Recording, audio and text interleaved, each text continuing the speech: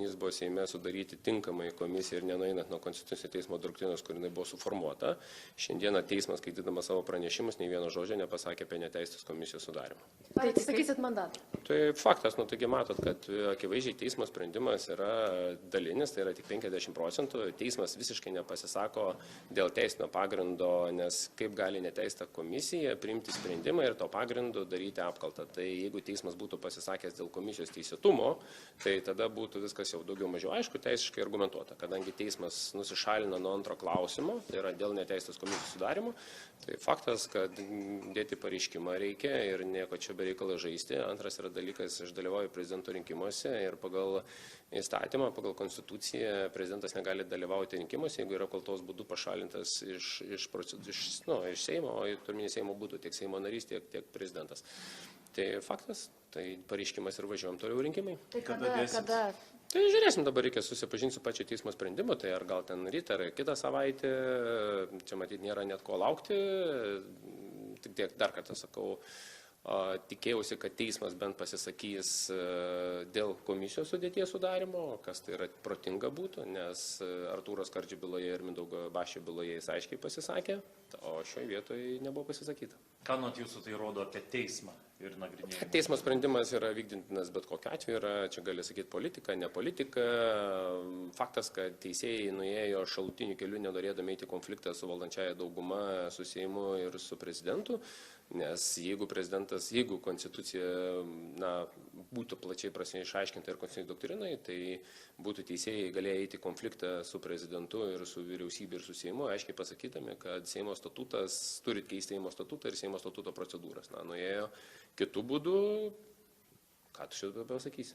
Pane Žemaitaitį, tikrai tampat pirmu Seimo nariu, kuris šalinamas, gali būti pašalintas per apkaltą ne už veiksmus, o už žodžius. Tai būtent tai čia yra, kas yra įdomiausia, kad Lietuva mes žengėme visai kitą politinės kultūros lygį ir dabar Seimo nariai, ar mes paimsim Balio Ąžuolą, paimsim Agnę Širinskienę, paimsim kokį Kęstutį Masiulį, kuris ten paskui, kaip pavyzdys, pasako, kad ten visos moteris yra prostitutės arba iš Afrikos atkelta, negali kitaip galvoti, tai dabar įsivaizduokit, kad pasikeitus valdančioji dauguma, dabartinė valdančioji dauguma galėsim užtaisyti po konstitucinius teismus ir apkaltas būti. Bet tokia yra konstitucinio teismo valia, yra įdomi byla dabar žmogaus teisų teisme naujai pasisakyta dviejose atvejuose, kada politikai negali būti persekiojami savo kalbas už pozicijas.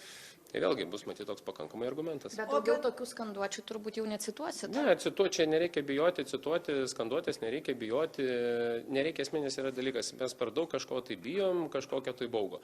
Aš tik tiek galiu pasakyti, ką ir prieš tai sakiau, kad banga atsirita ir labai didelė atsirita, todėl kad Izraelis, ką daro Palestinoje ir su Palestinos žmonėmis ir su jų žudymais, tai neapykanta pačiai tautai, jinai tik didėja, tik tai saugo ir tą rodo dabartiniai Amerikos, Ispanijos, Airijos piketai ir neramumai. Tai nesigailit savo pasisakymą? Kaip galima gailėtis, nes aš pasakiau tai, kas yra faktas, kad lygiai taip pat, kad holokaustas buvo lygiai toks pat nusikaltimas žmogiškumui ir lietuvių, tai yra natūralu ir holokaustas yra aiškinama plačiaja prasme ir ta siauroji prasme, kuri buvo aiškinama iki 2011 metų, jau yra pakeista ir 2019 metais suformuota nauja doktrina ir netgi paskutiniai straipsniai jau vėlgi apie tą kalbą, kad holokaustas buvo įvairių pobūdžių. Taip žiūrėsime po 4-5 metų, ką žmogaus teisų teismas atsakys. Bet žiūrėkit, čia kaip tada kreipsitės? Tai vienareikšmiškai, supraskite, konstitucinis teismas negali vienoje dalyje pasakyti, kitoje nepasisakyti. Jeigu būtų bent, dalinai pasisakęs dalyje dėl komisijos neteisino sudarimo, tai būtų vienas variantas, bet kai teismas pasisako šališkai viename klausime, nors buvo 2 klausimai iškelti, žinot. Bet žiūrėkit, kaip ir prieš posėdį kalbėjom, čia jau yra paskutiniu metu 3 teismo sprendimas dėl jūsų pasisakymų. Kiti buvo, aišku, nekonstitucinio pobūdžio, bet ar nereikėtų tada tų pasisakymų kažkaip persvarstyti? Nereikia persisvarstyti. Jūs negyvenate Šiaurės Korėjoje. Jeigu norite Šiaurės Korėjoje, kad kalbėtų kaip visi višiukai, ančiukai vienu balsu, tai jums to linkiu. Mes gyvename demokratinėje valstybėje. Aš manau, kad po 10-15 metų Lietuva bus dar kitokia. Jeigu jūs jau labai norima į Ameriką pasižiūrėti, arba netgi pažiūrėkite Lenkiją, Lenkijos parlamento narys sudegino vėliavą, atsipirko 100 eurų baudą. Tai kažką jisai sudegino, nes dabar bijau sumaišyti menorą, man atrodo, 150 eurų berods baudą atsipirko. Tai dar iki Lietuvos, matyt, dar reikia kokių 4 metelių, kad mes šiek tiek kitaip pradėtumėm žiūrėti.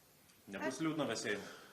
O, ką reiškia liūdna, taigi žiauriai daug darbo, taigi yra partija, taigi rinkimai, rugsėjo mėnesį ateina Seimo rinkimai, tai reikia konservatorius išvaryti lauk iš Seimo, tai reikia kurti skyrius, reikia veiklą, plus prezidento rinkimų iš 2 savaičių, tai jeigu kitą savaitę dedi pareiškimą, reiškia nebėra plenarinių posėdžių salės ir vietoj to, kad praleisdai 3-4 dienas Seime, tu dabar keliausi toliau po rajonus, po regionus ir stiprinsi partinę veiklą. Bet diena nesėkminga tokia. O, ką reiškia, kartais irgi... Tapinui bauda, paneigimas. Kas iš to, kartais irgi pokeris nepaeina. Tai čia, žinot, aš galiu pasakyti, jeigu teismas būtų pripažinęs, kaip Bartaševičių, kokį ten teisę už pedofiliją, žinai, arba ten už kišininkavimą, tai sakyčiau nesėkminga diena, bet kada žmogus tiki tam tikrus istorinius faktus ir remiesi knygomis tik tais, kad emocionaliai tą pateiki, tai ką darysi? Ačiū. Valinskas kažkas. Aha, čia yra